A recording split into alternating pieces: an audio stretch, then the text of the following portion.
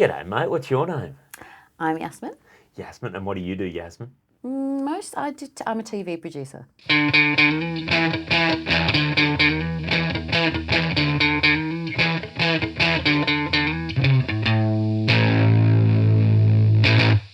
Hello, welcome back to another episode of Crowdworkcast. My name's Andrew Barnett. Thanks so much for joining me. Now, if you're listening to this in the first couple of days, it's come out. That means there's still time for you to get tickets to my Sydney Comedy Festival show. It's called Barney Lives. It's on at the Enmore Theatre in the Wildflower Wine Bar this Saturday and Sunday. That's the 27th and 28th of April, 6:45pm on the Saturday and 5:45pm on the Sunday. If you've always wanted to come see me, or even if you've seen me before, come along. This will be a fun show. I'd love to have you there if you're in and around Sydney. Now, today's guest is Yasmin Kara. Yasmin is a TV producer and also the producer, room runner of one of my favourite Sydney comedy rooms, The Running Joke, which is on every Tuesday at the Potts Point Hotel. So if you're looking for a great night of comedy in Sydney, especially on a Tuesday, get along to The Running Joke. I guarantee you'll love it. Yasmin doesn't really do a whole lot of social media, so that's all she's wanted me to plug. If you're enjoying the podcast, please do like, subscribe, all that sort of good stuff. Leave a review if you'd be so kind, unless it's a scathing review, in which case just keep it to yourself. No one really cares. Other than that, there's really nothing else to plug. I'd love to see you at my Sydney Comedy Festival show, but until then, enjoy this. This is my episode with Yasmin Kara. Okay, so I definitely want to get right into that. But first off, you and I met because not only are you a TV producer, you're a comedy producer. You run I suppose I am. one of Sydney's. I suppose I am. I like that. This is the esteem people hold comedy in. It's like, oh yeah, I do I that, do don't do I? You run a room. So let's give first off the room a plug, and then I want to know how you got started doing that. That's a good question. So I run The Running Joke with your friend and fellow comedian Daniel Muggleton. So Dan and I lived together in a share house a long time ago.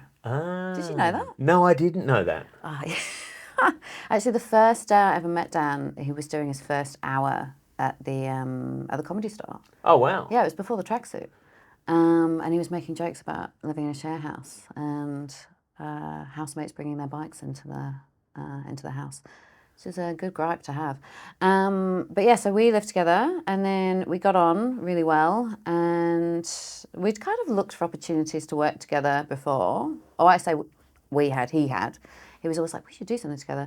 And then we were no longer living together, but the pandemic happened. Don't know if you remember. Vaguely. And as a TV freelancer, I lost all my work. And as a comic, he lost all of his work.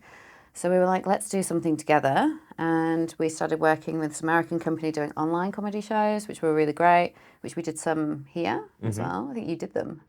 Did you do some? I don't know if I did any of them. I think you guys asked me to and I wasn't able to do one. You did do one, because I'm sure I've seen the inside of your house and I've definitely not visited. Maybe I did. Yeah, I think you did do one. Maybe I did. I did a couple. Most of the ones I did over the pandemic were just with a mate of mine in New Zealand who used to run them.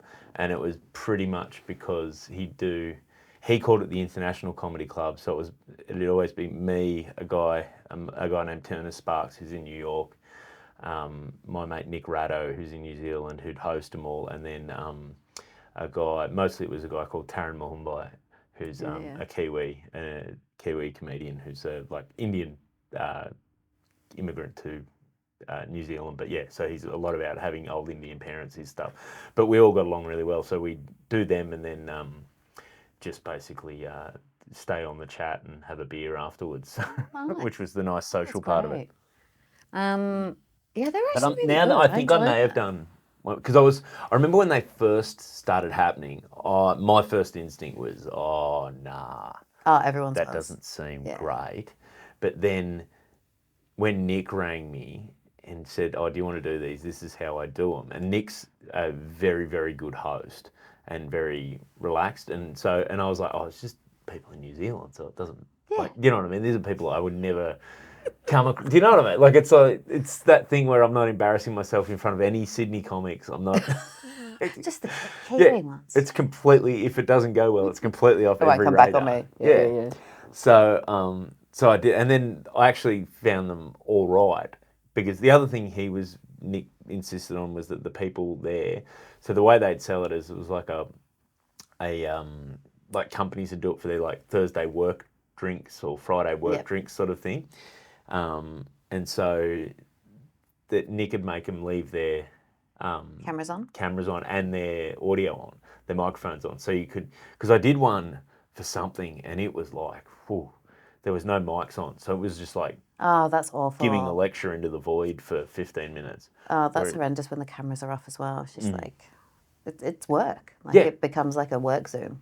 Well, that's the thing is like, it's stand-up comedy, especially, like doing it the way in normal circumstances, it is interactive. It's about getting the feed off the reaction. You energy. feed the energy off the audience, and if something happens, you sort of go with that wave. So yeah, we I was really nervous about him, but yeah, I think I may have done one of Yeah. yours because I had a few of his under my belt and got my confidence up. They were really good. I actually really enjoyed them, and it's a funny thing actually. I haven't even answered the question you asked me, but the thing with the online shows was once everything went back to normal and we were allowed to go out again, everyone sort of forgot about them. But one thing that it opened up for people was like we'd get people from all around the country, but particularly say like slightly rural areas, and they'd buy tickets and they'd be in bed watching it with they put the kids to bed or whatever. And it meant they didn't have to pay for parking. They didn't have to travel like an hour just to get to a comedy show. And also for people who like just are less abled, Yeah. it really opened up stuff for them. And it was a real shame because nobody wants to do them anymore. There's not the market as much, but there's a real appetite out there for people who like can't get to shows easily. Yeah, there is that Turner Sparks, I think, may still be running. And I think they were even doing it before the pandemic. What they call the Lounge Room Comedy Club, and that they do it out in New York. And I remember doing one for him as well, where it was like, and you just like people in the Midwest of the US just sitting there watching you. It was It's great. We've got there's a guy who still follows the Running Joke now from Perth. He's called Winston, and every time Dan's out there, he like makes a beeline for him, because he just got like so involved with the online shows. It was really good. Yeah, it has some longevity. Well, that's the thing. It's like one of the things I do love about comedy and like working in these sort of industries is, it's because it is sort of dynamic. You've got to like something pops up like the pandemic. Okay, well, everything's gone away. Now find another way to get it out there. Yeah, it was great actually. People got really creative and weird, but in a good way.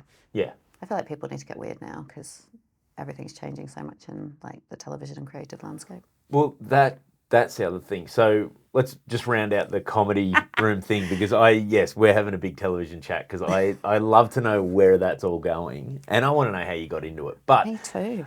So you and Dan working together. Yeah. Start doing So stuff there. then it was August 2020, and we were like, let's open up a comedy club because there's no better time than during a pandemic. Yes. Yeah, it's great. Why wouldn't you? Really good business sense, like great business minds, in fact.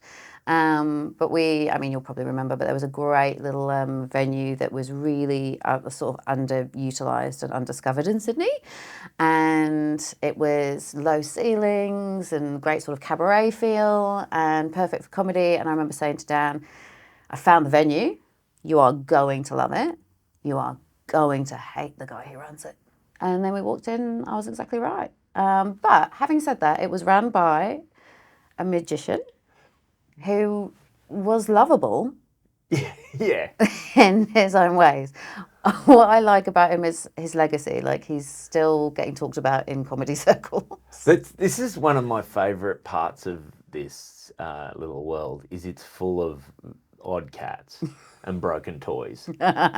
And That's generous. yeah, they come up and but there are these characters that Yeah. you just come across and you're just like, how do you like you interact with them during the like during the time you're working with them or the time you have to interact with them. But then every now and then I'll just be sitting back going, how does that person exist in the rest of their life? Like, how do they get along? He was endlessly. So, just for context, he was a magician who lived inside the venue, and in the venue, he did have live doves that would fly out all over the place, and a black cat called Cabaret that would walk across the stage during sets and distract the audience enormously. But it's kind of like it was a time, wasn't it? But that's the thing. That's the, like, what, I don't know. Comedy would be boring if it all wasn't weird. Like that, I remember sitting backstage there, not realising there were live birds. We were just sitting sort of in that area off the kitchen, which is an amazing place. By the storage area off the kitchen is an amazing place to keep live animals, by the way. But we're just sitting there, and then all of a sudden you hear these birds. It's like, oh my God, I wasn't expecting that. That also had, it was a beautiful like space, but it also, when you went into the in the men's, if you used the cubicle, you could look out. There was a hole in the wall. You could basically look out into the alley. Yeah, Dan used to talk about that actually at the top of the show when he told everyone where the toilets were. Yeah, it was pretty. It was a real time, but you know, it's really sad. I went there. I walked past it the other day on my way to dinner, and it doesn't exist anymore. Oh, really? It's turned into a catering school, so it's not a venue anymore, and it's really sad. That's a shame, because that would be the perfect, if you had just a bunch of money behind you. Oh, it's my dream. It was the perfect place to start a regular comedy club, because it was sort of almost the right size for something to be able to just turn over good sized crowds all the time. I remember him, because he used to cook the skewers too. He used to sit there, and he was obsessed with, because he had a big like industrial kitchen, but he cooked massive, but just on like a teeny tiny little barbecue that he wheeled in there, which is just perfect. Everything about it was exceptional. It was a real time.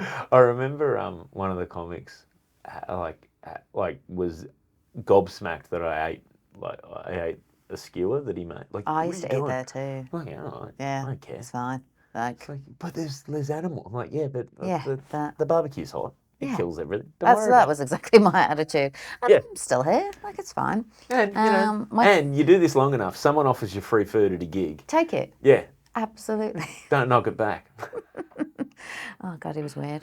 So that venue obviously just became. It became untenable after a while, and we moved to Mary's Underground, which was a great spot, but it wasn't really the greatest room for comedy. That room, I feel, Mary's Underground, I've played that in 2 different configurations, and when. Where they've moved, it's not as good, right? Yeah, so it was long. Yeah, it's long and skinny now. Where it used to be like wide, wide, shallow, which is way better. So much better. So we would get. I remember having a night there that really went off. Like Steph Broadbridge had really crashed, and like Berner had been really great. Like it was just everyone just was great. Like, but everyone came off and went, "Oh shit, how'd that go?" Because they just weren't getting the energy back. That was from a room the audience. You couldn't feel. Yeah, you couldn't feel the reaction from the audience. I don't know if it was an acoustic thing that set up, but you couldn't really hear the laughs the way they were. Because I remember it took me, I think, a couple of times working there to work that out, of like being on stage and ooh, but then also sitting back at the back of the room and hearing, and then talking to the comics about how they felt about their set. Oh, it's like completely different ends, like different languages. And then we moved, and we're at Potts Point Hotel, and we've been there. We're having our 4th birthday this year. Really? Yeah. Wow, that makes sense, because you started in 2020. I can do maths. I'm good. But so Potts Point Hotel. Let's give it a plug. Every Tuesday night. Every Tuesday night. It's good, right? Yeah, it's great. I love going there. So, one of the things I love about that format you guys run too is if he's in town, Dan hosts every week, but then it's just guys doing like 15-minute sets. Yeah. Which allows you to be a bit pickier with who you're booking. So, like, I don't know, as a punter going to a Tuesday show, that's the one like. If someone says to me, where's a Tuesday night room I can go to, that'd be the one I'd recommend, because I know you guys, like, they're getting more established comics doing longer sets rather than just a heap of people doing short sets, and it's a mixed bag of how experienced I think they are. it's nice for the acts as well because they get to like get a proper run.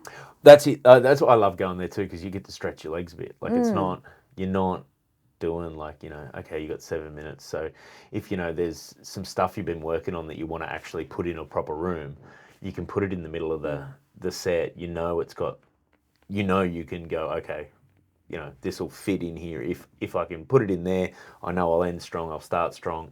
And, hopefully you got faith enough in that middle part that you've been working on that it'll ride through. So yeah, no, it's a fun room. So the running joke every Tuesday night, get along. Now, TV producing. So obviously your accent's a little different to mine.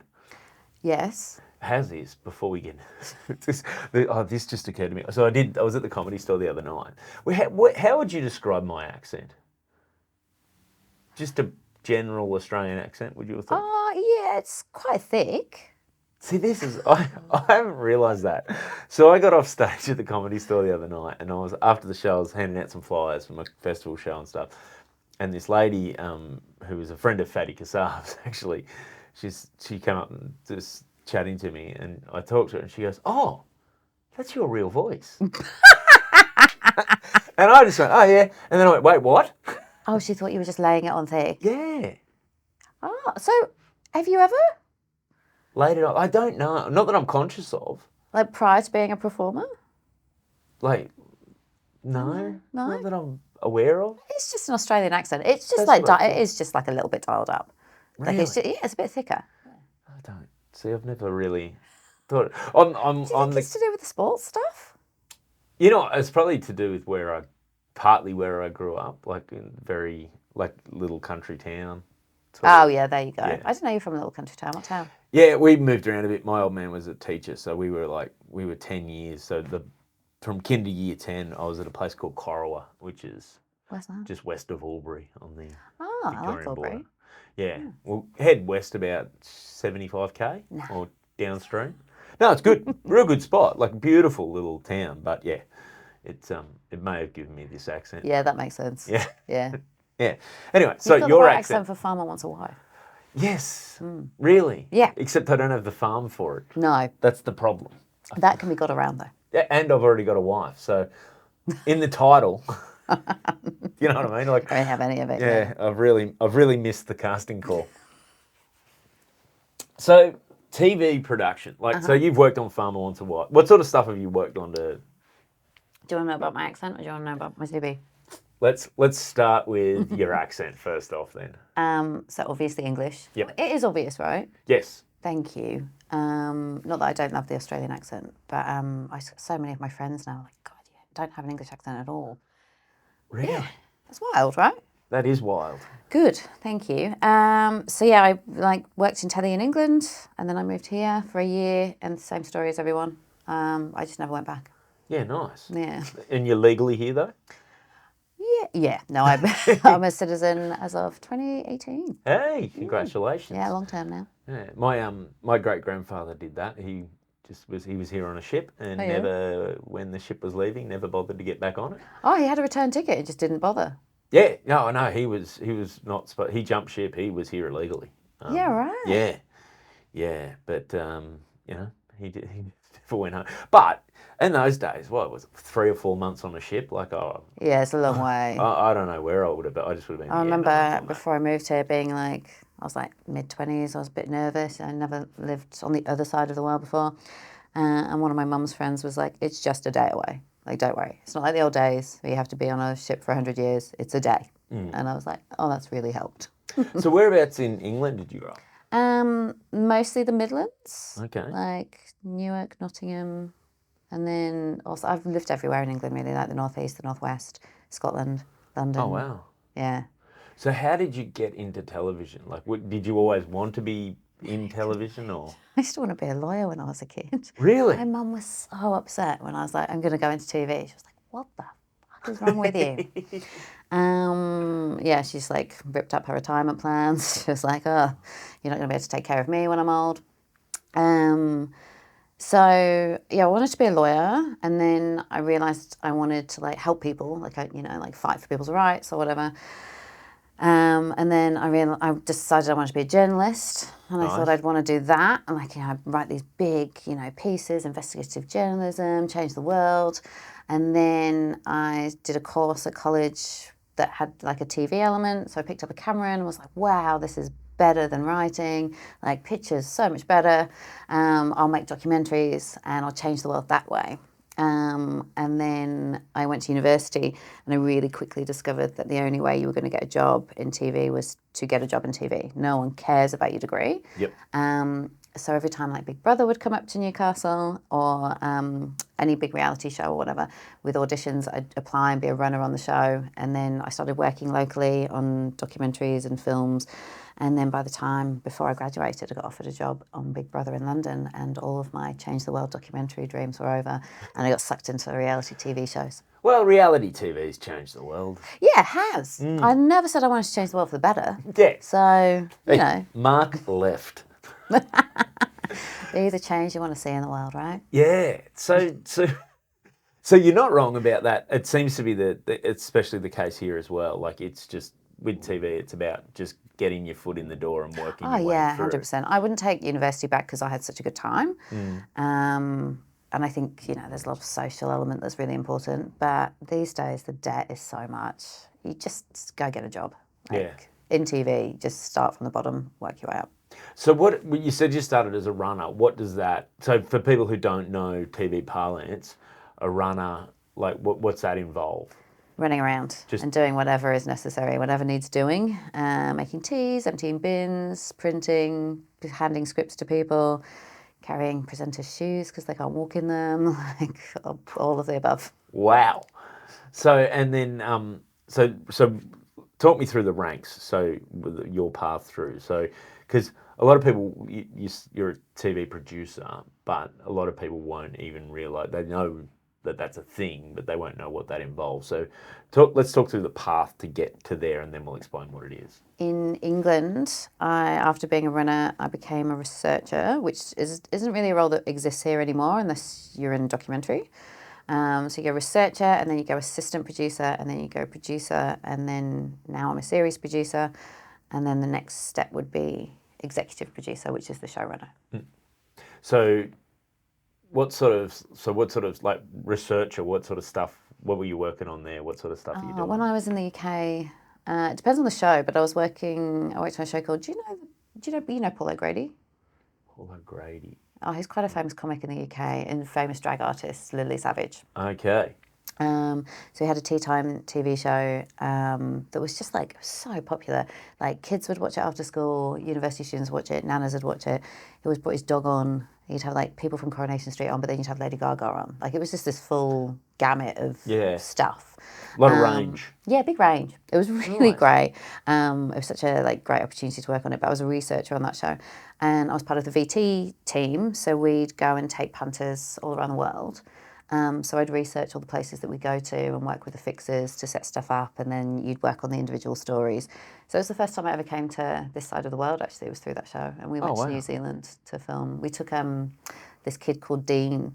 He's from an estate in London, and he was 18 and he'd never left the country. So we took him as far as we possibly could. So we went to New Zealand. Wow, New Zealand must have been stoked.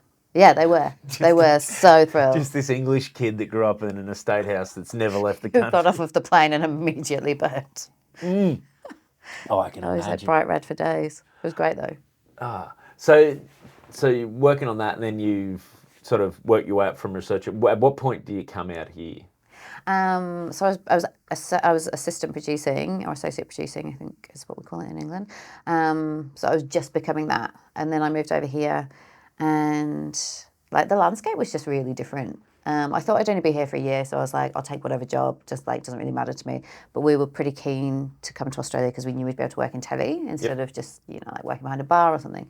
So we keep our CVs going. I came with a bunch of other TV friends, and then I worked in development for a while. Do you remember the Shire? Yes, I remember the Shire. I developed it. Well, you developed the Shire? I worked in development for it. I can definitely not take all of the credit for it. That's Chris. Yeah, it was pretty That was pretty fun because it got up and then I got to work on it. What do you reckon the percentage of shows that sort of go through the process Oh, that actually God. get to TV are? Oh, like 2%. 2%. Is it really that low? Yeah, I mean, God, I would hate to like not encourage people to be like super creative and just like throw stuff at the wall. But if you've got an idea, I think so many people have ideas that are, just before you fall to fall asleep at night, and you go, oh, I've got this idea, and you write it down, and then you look at it the next day, and like that is something, but it's really going to take a lot of effort to turn it into what it needs to be.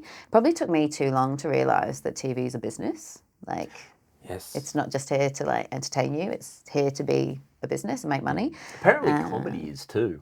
So I've heard. Just hearing. How's that working out? Yeah, great.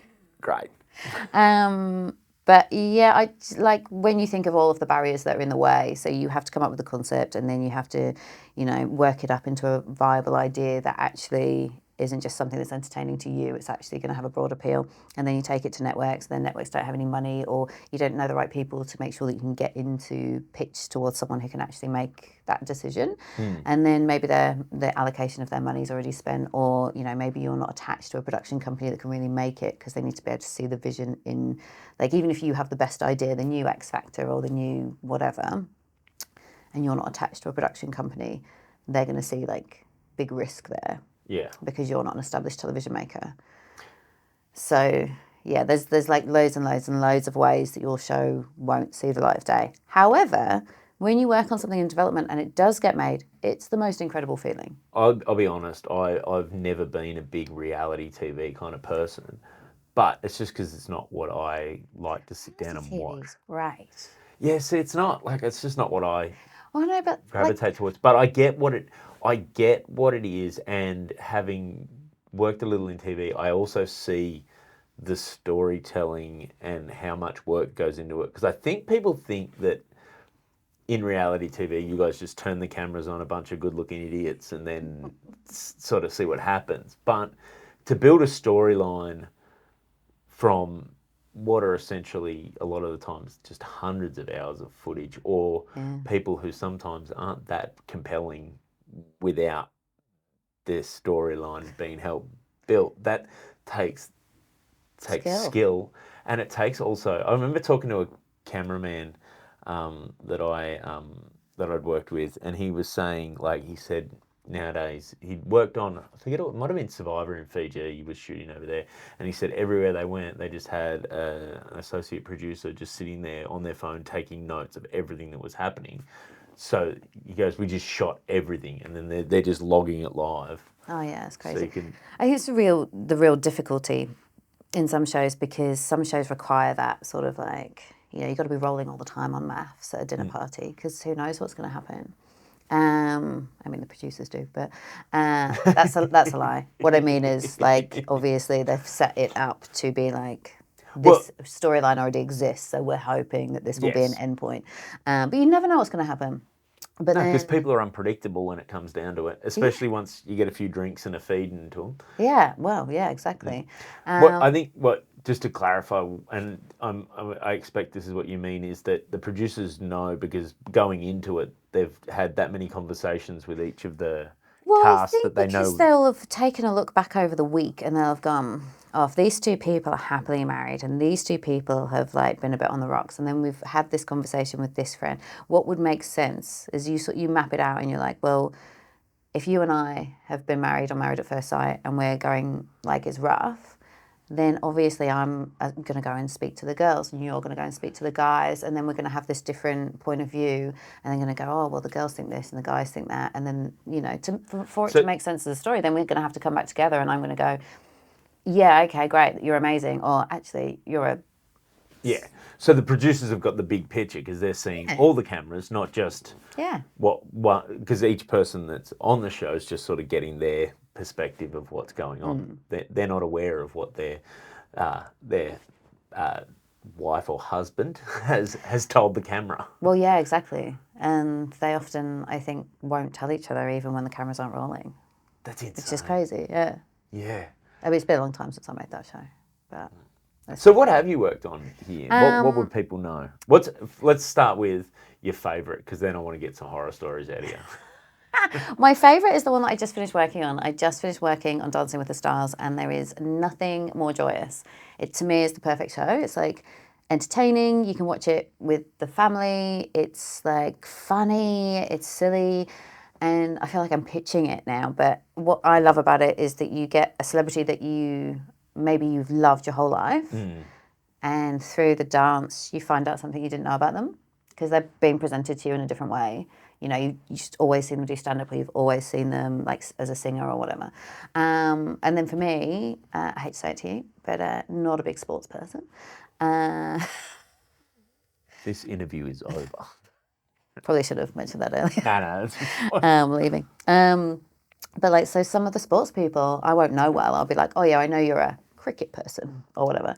But then you find out all this, like you get to learn all this stuff about them and how funny they are or whatever. It's just, yeah, it's great. And who doesn't like seeing really good dancing? Well, that is the thing. That is one of those shows that is, it's almost I don't want to say it's a throwback, but it is that old style. Yeah, it's old school entertainment. Yeah, that's why I love it. And it's like, and it's the other thing about it is you're throwing people who, especially when it's well cast, like cricketers or whoever, that have succeeded in one area. Often the people that, you know, especially athletes, or even I think it's even a lot of media celebrities, they're highly competitive people. They're people who aren't used to not being able to do something, and you're putting them in a situation where they're having to learn a new skill a lot of the time. Absolutely, and that's my favourite thing, because they're so used to being experts in their field. Like, I'm an incredible singer, I'm an incredible athlete, I'm incredible at this, and then suddenly they're like, oh, this is hard. Yeah. And the respect they get for it as well, because it's really an incredible sport. Like, dancing's incredible. Yes. Oh yeah, and the thing now though, have you guys? Because my understanding is they've changed the way that's shot now. Like it's almost game not tape, live. and it's not live. Because that was the other thing I used to enjoy about that show, is you'd see over the 9 weeks or whatever. Oh yeah, you see vast improvement. Yeah. Well, not only vast improvement, but you'd see them just realise how much fitter they all got. Like they're all losing weight, and they're so much fitter because they all do. Like, you've got to have the costume department are just like constantly taking everyone's clothes in all the time, because it just drops off them. So who surprised you on that? Like, who was like someone you met that you were like, I don't know who this person is, or you didn't, or your expectations were like they were going to be like one type of person, and then. Julie Goodwin, real monster. That's not true. She's my favourite. I'm trying to think. We had Julie Goodwin this year. She was great. Oh, I'd probably say Ant Middleton, only because he has that SAS thing. So he's huge. He's clearly like military background, so I knew I assumed he'd be really like diligent and work really hard. But I didn't think he'd love it as much as he did, and he just loved it. And so light on his feet. Well, there's a lot of sneaking around when you're in special forces. Yeah, I suppose. Bit of Pink Panther energy. Yeah. Yeah, because they teach them, even regular army, they teach them there's, when you're moving silently, there's ways to walk, the way to roll your like feet, like the skills that I think military, when you think about it, like military's a lot of practice. So they can really drill a skill into people, like by being really, really particular. And okay, so I made a really terrible observation. No, but it's not a bad observation. But then, like, I love when you can go, I wasn't expecting that, and then you can draw back and go, oh, maybe there's a reason. I just didn't expect him to love it as much as he did, and he really did. Yeah. I wouldn't. And really threw in, which I did expect, because like that sort of determination. Who else have we had on? I really loved Charlie Albone from last season. He's from Better Homes and Gardens, the landscaper. Because he was not very good at it, but God, he worked hard. Really worked hard. Yeah, sometimes they're my favourite. I love like Eddie the Eagle or an Eric the Eel sort of Olympian, you know what I mean? The guy that's just giving it a shot. Yeah, and God, he worked so hard and did not really get that much better, he would confidently say. Well, he actually came to the studio this year, and I was joking with him. I was like, do you want to get up and do a routine? And he was like, no, absolutely not. He's like, do you know what happened to me recently? And he said he was driving and a song came on the radio and he suddenly went all stiff and stressed out. And he was like, what is happening? And then he realised it was one of the songs that he had to dance to. Oh. And I was like, he had a Pavlovian response to the radio. See, you've made a difference in that person's life, haven't you? I mean, he did have a good time. I'm not selling it. I'm like, he did have a good time. Oh, that's incredible. Yeah. But it would be a stressful thing too, because I think too, being that it's going to be televised, you're putting yourself in a massively vulnerable position. Like we talk about it at work. Actually, my boss, who's just like an excellent showrunner, Peter Beck. We talk about it all the time, like how vulnerable they are. Like, yeah, it's a gig and they're getting paid and it's a job and stuff, but like really to put yourself in that position and the trust you have to have in your dancer and the physicality of it, like, and we put them all in like sequins and feathers and ridiculous stuff. It's like, it's not anyone's normal wheelhouse. No. And then they're out there performing to the nation. It's like, it's a lot. And I feel like it's the kind of thing too that, because it is such a like broad appeal of a show, it's the kind of thing people in your life who, say, as a comedian, I've got family members and that who've never seen me do comedy, and that's fine because it's not really, their wheelhouse or whatever. But that's the kind of thing that your old auntie will tune in to see how you're going. Like it's all everyone in your life, whether they're your mate you played footy with, right through to your grandma's Everyone friend. Will see it. Yeah. People haven't seen you do, like people in your family haven't seen you do stand up. Like extended family, yeah. My immediate family all have, but yeah, I mean, it's one of those things. Like I often, because when they especially when you start out, curious. Like I would be. I worked with a guy years ago who loved comedy. Him and I got along really well, made each other laugh, but would never come to see me do comedy because he was scared that he might. I think this is why he was scared he mightn't like it and wouldn't know what to say. Oh, that's kind of fair. Yeah, and I'm like, but like you've been, I've been doing it. I was going to say, once you can trust me. Yeah, I said in the early days. In fact, that's probably like when you don't want people to come. Oh, 100. When I started, I had two people, two mates that knew. Oh, really? Yeah. I was having this conversation, I think, with Cam James recently. We were talking about, he just hosted Raw. Yep. And we were talking about like the people who bring all their mates. Yeah. Versus people who don't, and he was like, "Oh God, I didn't tell anyone for the first year. Like, you don't want anyone to see you." And I was like, "That makes so much sense." My philosophy was just get good in the dark. Which where I see now, like people starting out and immediately they've got a Instagram and they've got their thing, and it's like.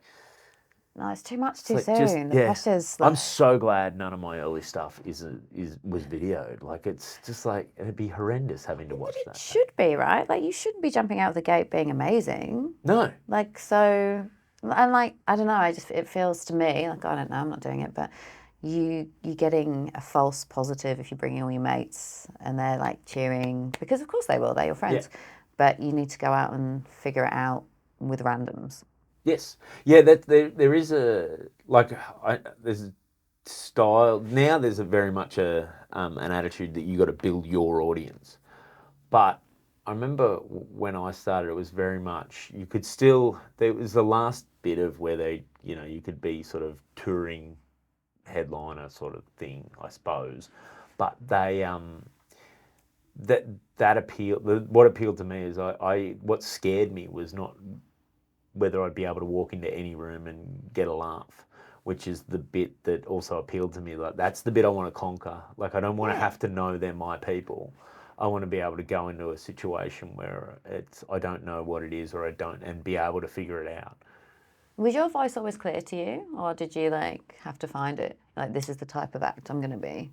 No, I think I had to find it. I still wonder sometimes if I found it, but like I feel like I'm more myself on stage now than I sort of ever been. Like I think that's part of just getting comfortable within yourself. Also, when you get to the point where you look back on a lot of the stuff you write, I realised I had to do it years ago, like about 7 years ago. I had to do a cruise. I was doing a few cruise ships, and the first one I did, where I had to have the 5 half-hour shows, and that's just no one's carrying 2.5 hours worth of material in their head. So No. I had to go back through. I just sat down and wrote out every joke I'd ever written, as near as I could tell, and realised there's about there's 4 themes, maybe 3.5 themes that I write to, and then realise, okay, maybe that's part of your voice, and that's part of, and then just understanding where things fit within that, and then I just became much more comfortable with, oh, maybe this is my point of view. Oh yeah, great. So that I think helped, but I don't think it wasn't super conscious. I'm not not a super studious developer of my own comedy. When you first started it, did you write heaps, or how was your process?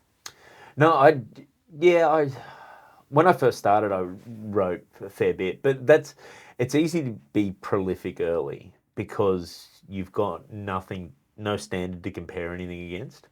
So every idea you have is worth trying because You haven't written your best joke yet. yeah.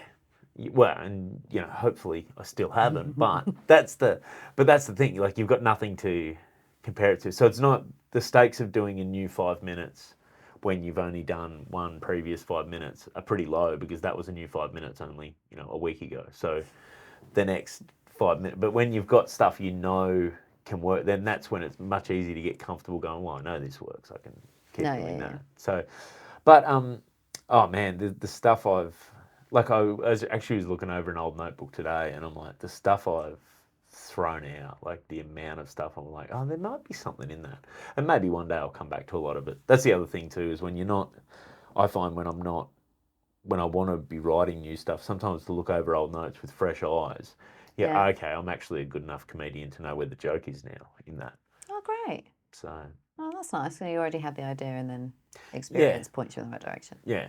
No, you never throw anything away completely. You can always rewrite and find out. But yeah, I mean, then there's some stuff I wrote that I just look and go, yeah, it's 10 years on, you can't really. I can't say that now. Well, yeah, not that I was ever particularly edgy, but just. I watched a really terrible rom-com over the weekend that was from 2011. And even some of the things they were saying, that's not that long ago, and you're just like, ooh. Oh yeah. That's not today's language. Like, it was nothing terrible. Like, you wouldn't be like, oh, I can't watch this anymore. But it was pretty, you can see how much we've changed. Well, my 15-year-old watched 30 Rock. And his comment was like, oh, wow, that's some of the stuff they say. And I hadn't rewatched it. And then I rewatched it and went, oh, yeah, there's quite a bit of this sensibility's changed. Yeah. Not that it ever came from a bad place there or whatever, but it's just stuff you just wouldn't. Yeah, it's like some of the tropes in Friends and stuff. Like, you wouldn't write that way now. No. Nor should you. Like, I think part of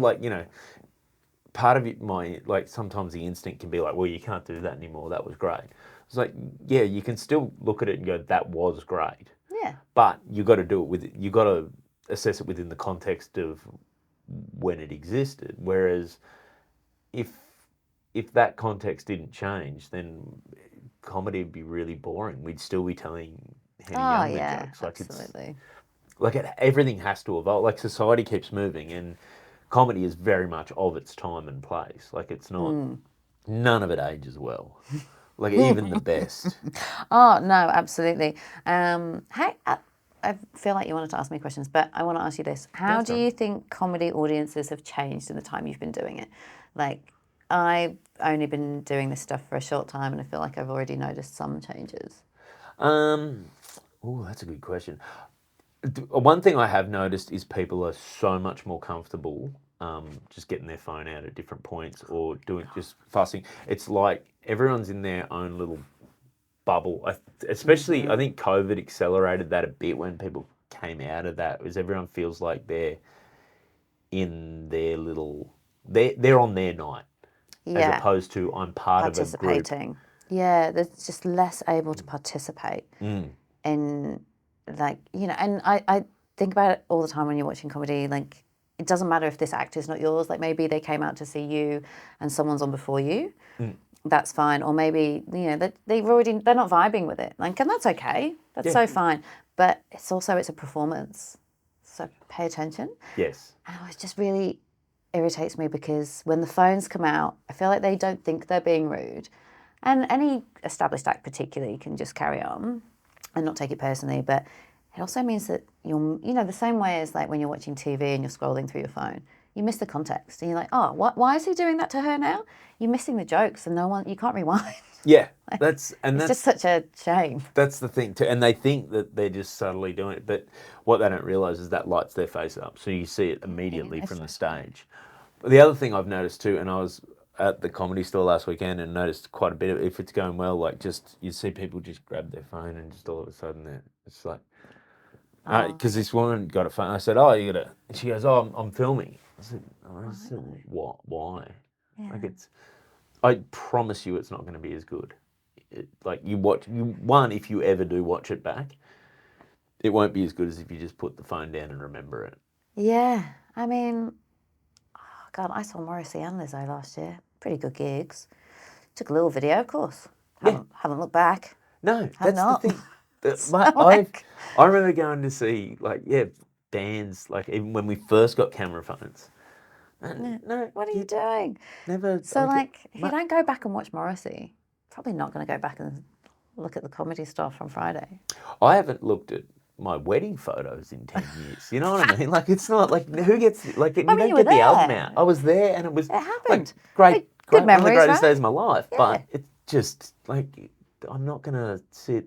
I heard there was an American comedian talking about the wedding video. He said there's only 2 times you'll ever watch the wedding video. It's when you first get it, and then when she's left you and you've got a shotgun in your mouth. It's like, that makes a lot of sense. Yeah. Yeah. Yeah, it's like 2 purposes. That's it. Have you got a wedding video? No, we didn't do the video thing. My friend didn't do one. She got married last year, and I was like, why? She was like, I'm not going to watch it. Yeah. She was like, I'm going to look back at my wedding photos. Wish I was a bit skinnier. She can't help it. She was, she's a millennial. And that's that. She was like, it happened. And it's like, it's the most honest take. But also, I don't know, I often look back at our wedding, like if I'm walking past the wedding photos that are on the wall or whatever, like I'll see them and I remember it, but they don't seem like the same people that we are now. How long have you been married? 16 years. Yeah, you're not the same people. Yeah. 16 years and 2 kids? 16 years, 2 kids. Yeah. 2 teenagers. Yeah, well, if you were the same people. Yeah, that's weird. That's another one. Those people who are like, mate, nah, you know what? He's just the same, no matter what that bloke. Oh, no matter hate who that. it was like, that's not a good thing. No, so nothing's changed him. No experience has shaped him. Yeah. Couldn't evolve. No, he's never learned a thing, that guy. No, it's just always been the same. Loves a beer. Yes. Yeah. So with the reality TV, so you love working Dancing with the Stars? Yeah, I love working Dancing with the Stars. Love working on Bake Off. I moved away from certain shows like Maths only because they take a lot of your life. And there's huge value in them. Like it's the nation's #1 show, but they take a lot of your personal life, and so I stopped taking away gigs after a while because I wanted to be able to do other things in my life. See, and I wonder if this is a distinction you'd make, like in terms of Bake Off, Dancing with the Stars. In my head, they're reality, but they're competition shows. Yeah, I mean the competition on Bake Off is for a cake stand. Yeah, but it's still like they're engaged in it, but they're people not coming in because they're coming in because they've got a skill that they want to. Yeah, I think the difference with these shows as well is like Bake Off's a real sort of like high energy, like collaboration, like everyone helps each other. So if your cake falls over, the other baker doesn't go, yeah, great, I'm going to win. They come and help you. And we don't follow people crying and, getting upset. Like it's really joyful. And dancing, although it's not 100% like that, there is like quite a camaraderie. Everyone wants to see each other do well. Well, they're all in that same out of their comfort zone. Yeah, so they've all bonded by that. So that's like what I like about those shows. So yeah, whereas the prize is getting married, as opposed to maths or. That's also really interesting because you have the prize up front, so it makes maths like credit to the maths producers, of which I used to be one, but like the people who are making it are exceptional because when you think of anything like The Voice or MasterChef or Dancing with the Stars, whatever, the prize at the end. You want that record contract, you got to keep singing. You want to get that cookbook, you got to keep baking.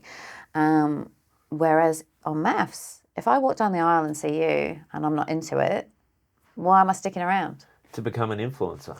Well, yeah, but in the early days of maths, it was like people didn't know because they didn't know how it was going to go. Yeah. So it was hard. It was really hard. It took a lot of skill. That's like the first series of Big Brother, as opposed to the later series. Like the first series of those shows were like where there was almost an innocence to the people in there not knowing that people were watching and not that. Then you see the later series where people are coming in with an agenda like, oh, this is part of my career plan too. Oh, and this is the person I'm going to be. I'm going to be this. Yeah, yeah. Well, but that's the thing with all reality TV though, is it eventually sort of eats itself. It's like The Circle now. I don't know if you know it.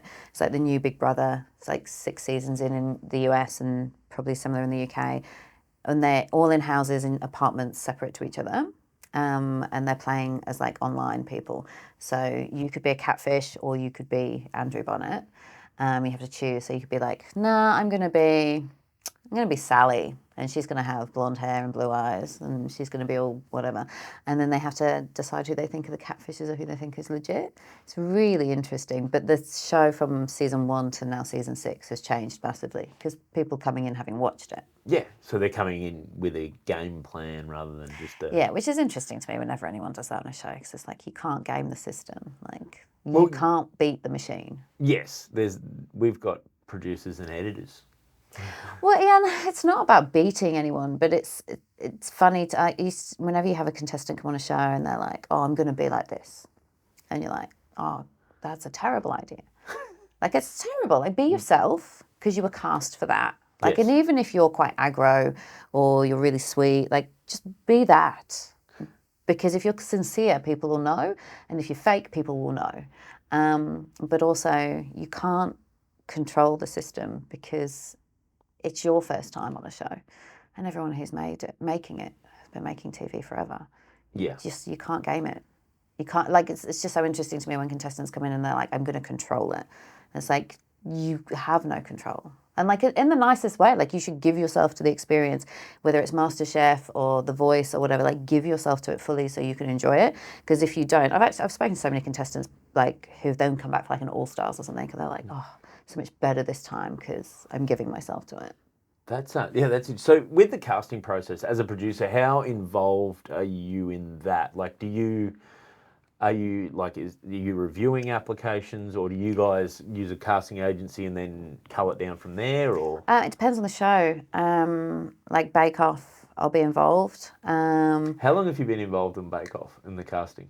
Well, this will be the first time, actually. I haven't done really? any casting on it before. So years Why, ago. have you applied? No, years ago I was bored. I have this habit of, I've got a cousin who I'm very, very close with. And one of my favourite things to do is sign him up for things online. And I just one day... So you're the person who's wasting our time at the other end? Oh, yeah. Oh, did I what? But I feel like you guys would have had a good laugh because I went Really? pretty rogue on this application. Brilliant. His name's Steve Casey, and Cakesy.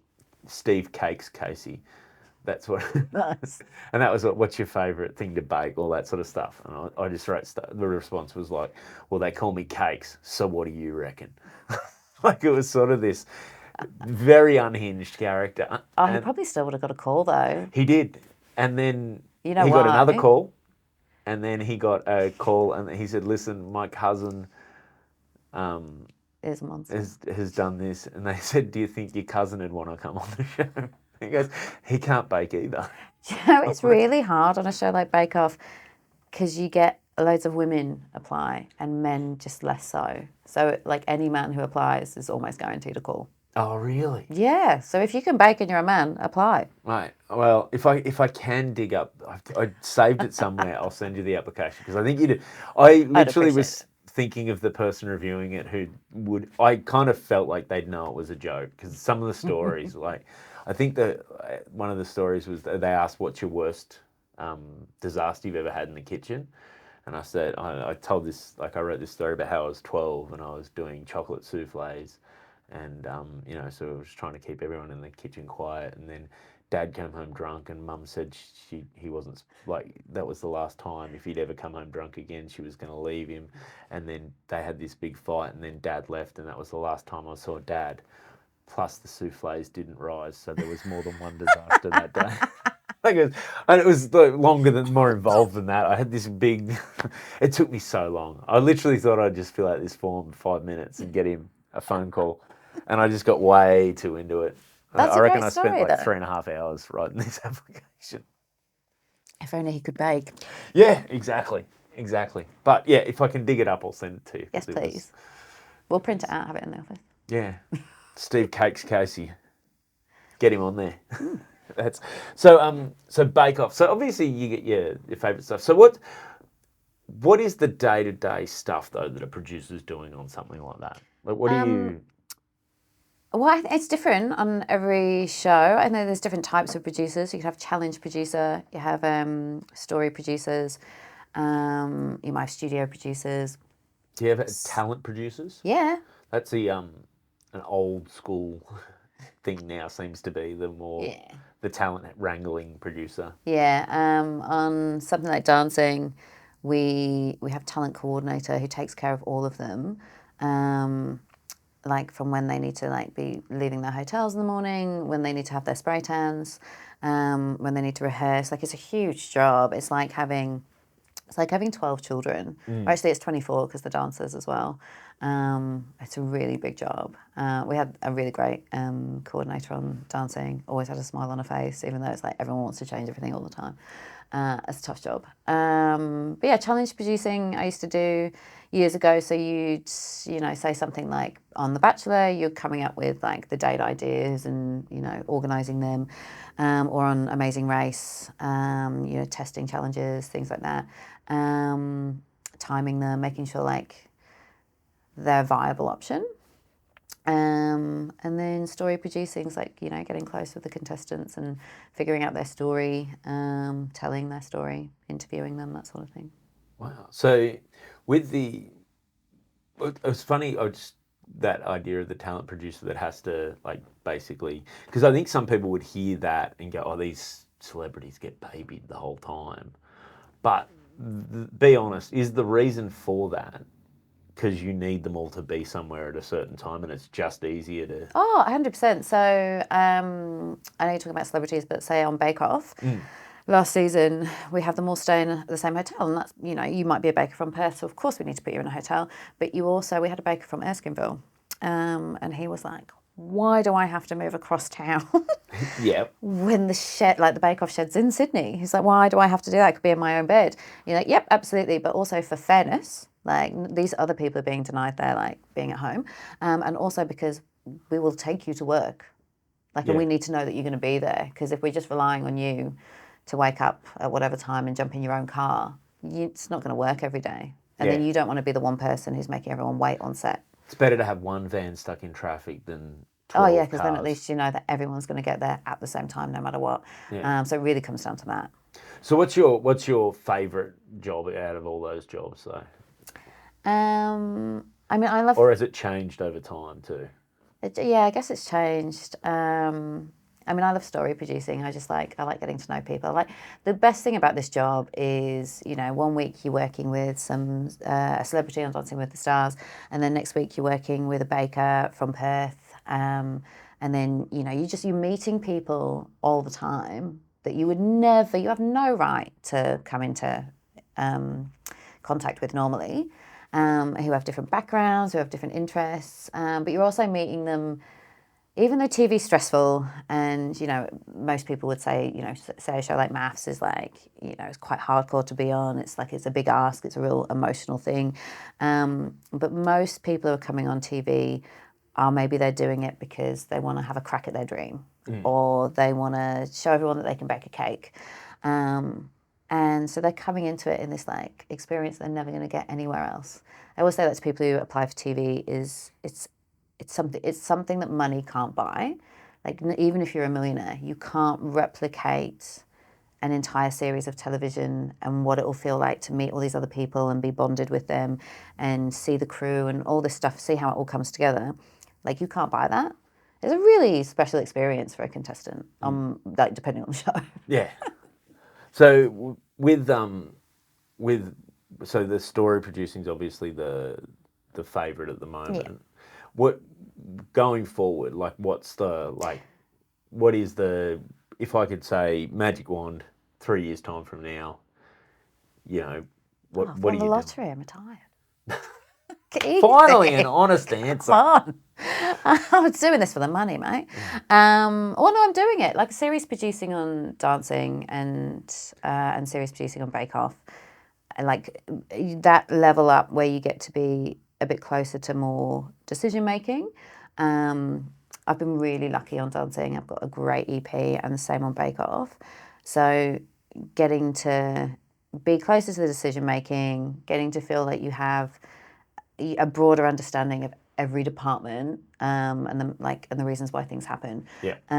It's great. Like having a bit more of a say is a wonderful thing, but still being really close to the editorial of it is, it's great. Nice. So obviously organisation's a massive part of it because you're the only person who runs a comedy room where I get a full run sheet where there's, I don't know if you still do it. You used to have a map. Yeah, I do. Of where the room is and everything like that. And where the parking is. I knew the context for that because having worked in television. I'm so embarrassed about it. I don't know I should be embarrassed. Everyone should be that organised. Nearly every comedy room I work in, you get a Facebook message on the day saying, do you want to go early or late? Yeah, no, I don't. I like it. I really like it. I know where the room is.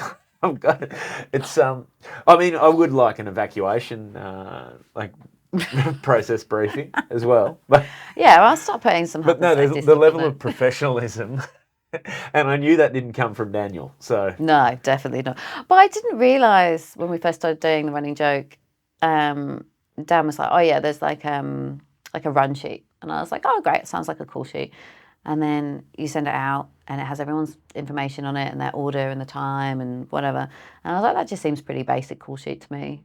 I had no idea that that's not what other people did. No, yeah. And then people in comedy wonder why they get, when they start working anything outside a comedy, like entertainment, comedy adjacent, they're like, whoa, what? I don't.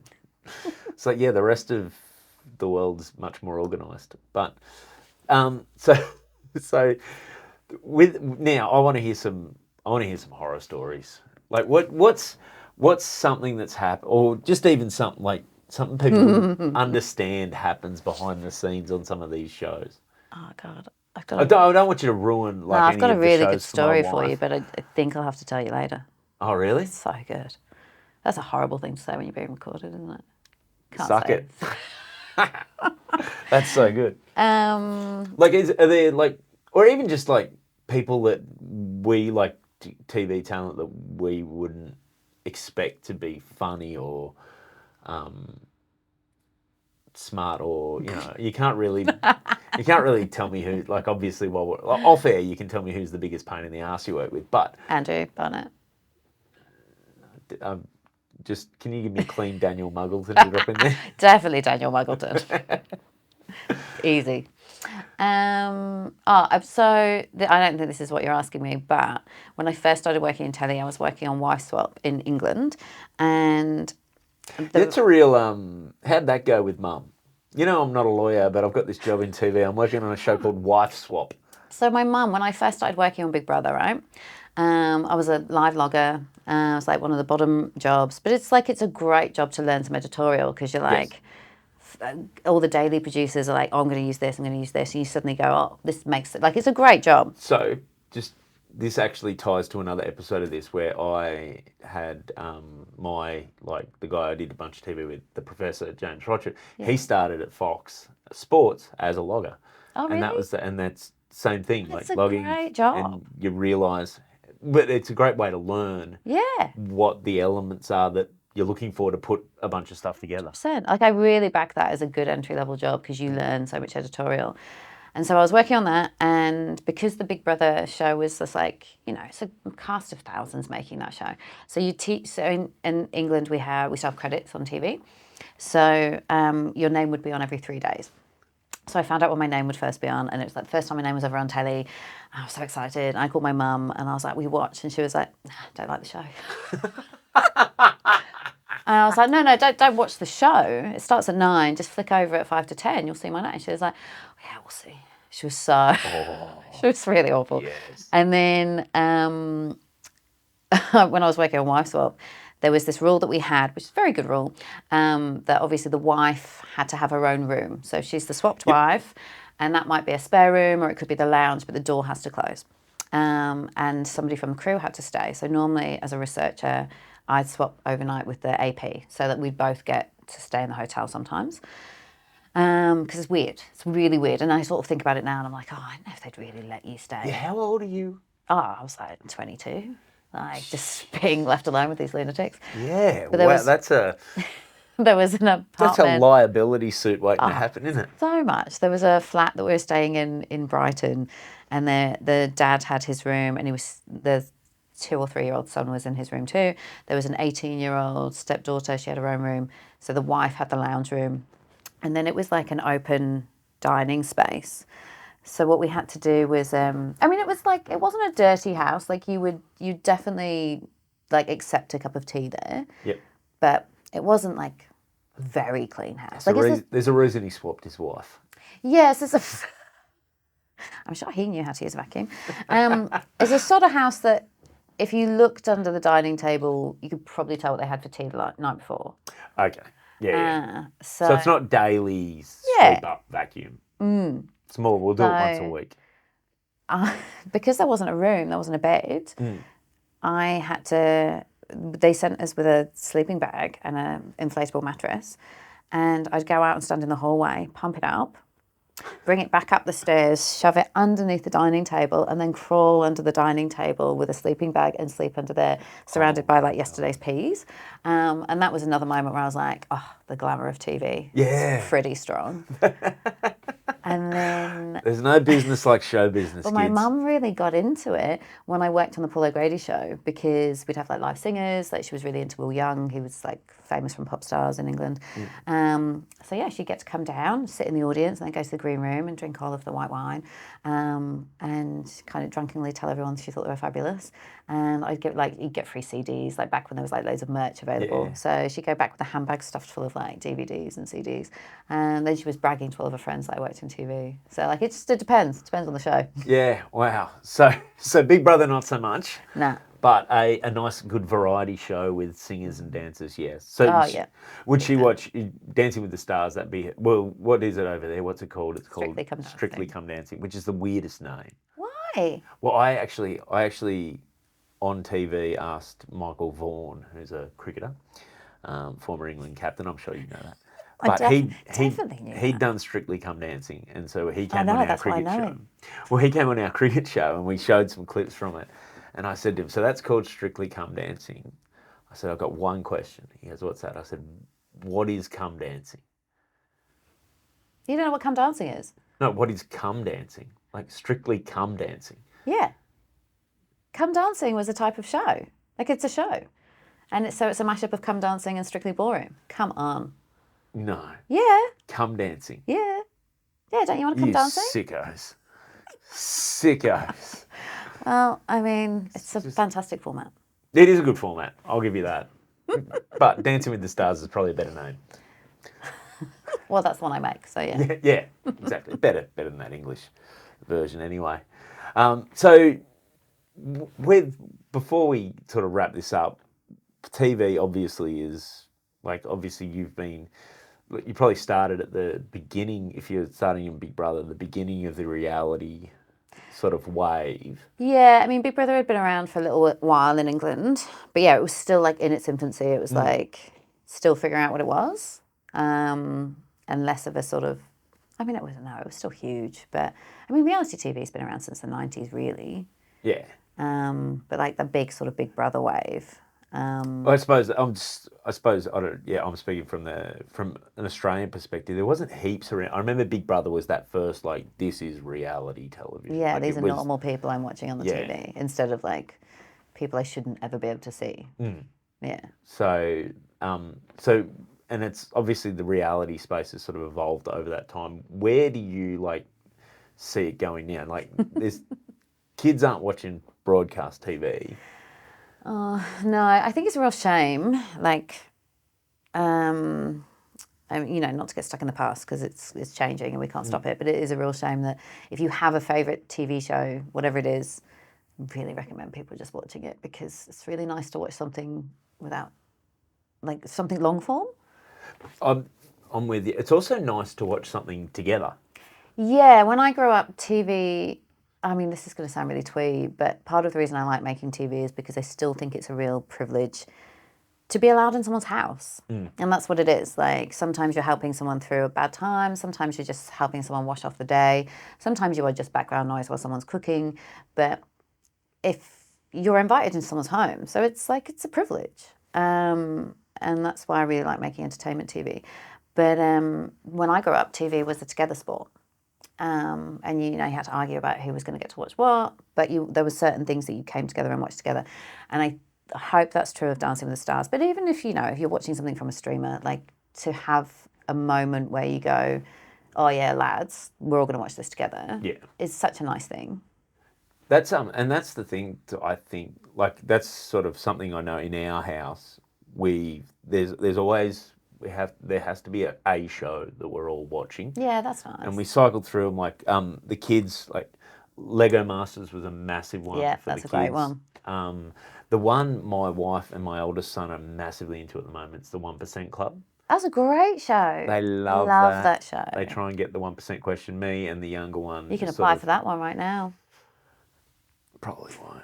I don't need to get out. Like, I'd be the first guy out. Just, really, I'd be confident. I'm like, I can get to the 60% question. Do an application for your cousin. I should do an application for my cousin. Let's get him on there. Yeah, definitely. That'll work. But yeah, so I agree that community thing. Do you think we're going to lose that, or do you think and this might be the naivety of me, I feel like with AI and all the online stuff it's so easy to generate content. It's getting easier and easier and easier to generate content, but that doesn't mean that. So it basically, in my mind, means we get the same amount of good content being generated, but now there's just this volume of shit. Yeah. That noise that gets it. But I have a feeling that live stuff is going to be valued again at some stage because that'll be the thing that is real. Yeah, I agree. I think we're in a really interesting time because I think over the next few years we'll see some streamers go out of business. Yep. Because it's just a really, really hard space to occupy. And with something like Netflix, it's the first, I think, global TV channel, really, that's what it is. And they're doing it really, really well. But I think the other thing people are going to want is they're going to want some local content. Like, there's a reason why I think Bump's done really, really well here because it's got faces we recognise in it. It's content that we understand and it's kind of wholesome and you can watch it all together. ITV dramas in the UK is the same sort of thing. I think essentially what will happen is all these things will start getting bundled together and it will be like, oh, do you want Stan and Netflix and this one and this one and this one for $80? And it'll become like the cable model. Pay TV back, which they've just launched that, which I think is owned by Fox. So I think they're already working on. Yeah, and then they'll ask you if you want your landline included too. Yeah, the old days. So I think with that being said, I think and I hope that there'll be a swing back towards terrestrial because I don't think it's going to go away. And I think, so the evidence is there in England. Like England's a real nation of television watchers, but things like The Traitors have gone really well. Gladiators has gone really well in the UK. I think, Dancing with the Stars went really well here last year. Hopefully, same thing this year. So there are spaces for it, but it's just it's the endless. Like now, you remember like when we were younger, there was TV at certain times of the day. Yeah. Like Saturday morning cartoons, evening news, like a drama at this time, and now it's content constantly. It's really hard to keep up with it. Oh, it starts to feel like a job, and that's why people now. I think we go back to our comfort foods of things like people are rewatching The Office, rewatching all those Absolutely. series that they know, and Friends and whatever, because you know. It's the other problem of like too much choice. Like it takes forever to choose something because too many options is worse than a few options. I was actually talking to some comedians about this, and like around the problem of like there's a real hesitancy in some ways for studios to make new stuff that's not already an existing property, because you know that's riskier to try a new idea. But and it only just occurred to me recently that it used to be like when there was 4 terrestrial channels and you started a new sitcom or a new drama or whatever, you had to compete with whatever was on at that time slot on 3 other channels. Whereas now, if you put it on a streamer, you have to compete with the entire history of television. Yeah. Yeah, it's like, really awful. And that's the other reason why we've sort of fallen apart of the community thing, because, you know, if we all sat down to watch, you know, The Office on a Friday night because it's on at this time, well, you know, the kids are out, so shame they're going to miss it this week. But we all know that that's our standing appointment, whereas now it's like you can watch that at 9 a.m. Like it's on a streamer. You can watch it at 4 a.m. Like watch it whenever you want. And there's no, I mean, I kind of miss I kind of miss having being told when things are going to be. Yeah, I miss the not having to be the one that made the decision all the time. Yeah. Which is why I tend to go back to, like, there's nothing better than going back to, you know, when you just flicked on the telly and you had, okay, I'll catch the end of Terminator 2. There's an hour left to go. I suppose this is what I'm watching. And it's good. Yeah. What TV show would you go on? Would I go on? Yeah, if you go on any. I don't know. I haven't really got a burning desire. I did get sent a suggestion for any interest in doing this. I think for Survivor. Oh really? But that's a bit much tops off time for me. I don't know how I go on. Well, I'm a sunscreener anyway. Like I burn, so I don't know what to do. Are you very like outdoorsy? Are you pretty handy? Yeah, well, I'm not handy, but I'll give it a. But you go outdoors. Yeah, I'm outdoors. Like no, I spend a lot of time outdoors and, you know, faffing around doing stuff. But I'm not what you'd call handy in terms of being.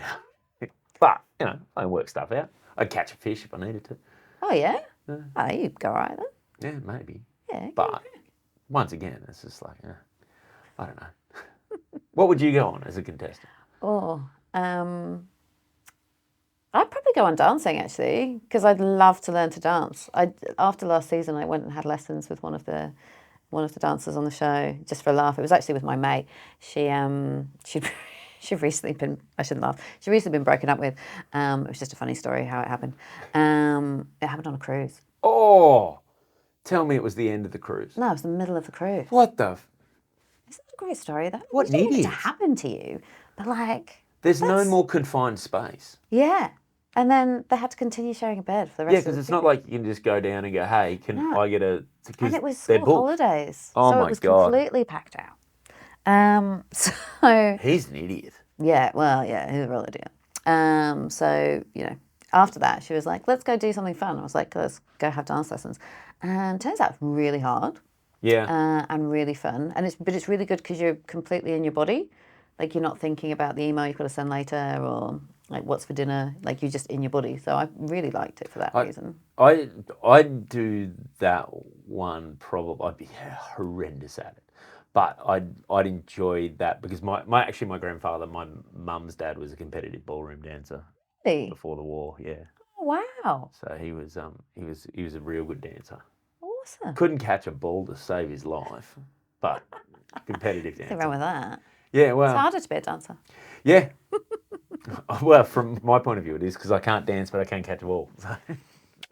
Right, we are about at time. I've dominated enough of your time. before we go, plug anything you want to plug. Where can people find you online if they want to? I would say, if you like TV, just choose something that's locally made and watch it, like every now and then. Just actually do that. That would be great. And if you're in Sydney, come to the Running Joke on Tuesdays. Every Tuesday. Excellent. Mate, thanks so much for doing this. Thank you. Cheers. Bye.